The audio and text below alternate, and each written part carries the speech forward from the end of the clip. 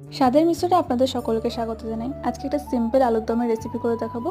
তার জন্য এখানে মশলাগুলোকে নিয়ে নেওয়া হয়েছে।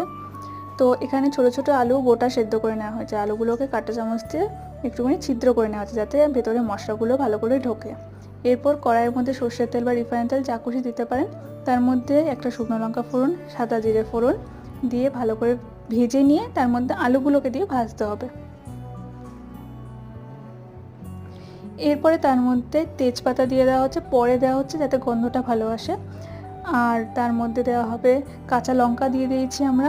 এরপর যে মশলা নর্মাল মশলাগুলো যেগুলো থাকে, হলুদ গুঁড়ো, লঙ্কা গুঁড়ো, জিরে গুঁড়ো, ধনে গুঁড়ো, লবণ, তারপরে টমেটো বাটা আর কাজু আর পোস্ত বাটা দেওয়া আছে ওখানে, সামান্য 1 চিমটের মতো চিনি দিয়ে ভালো করে কষিয়ে তার মধ্যে অল্প জল দিয়ে আবারও কষিয়ে নিয়ে তার মধ্যে টক দই, ফেটানো টক দই দিয়ে দিতে হবে।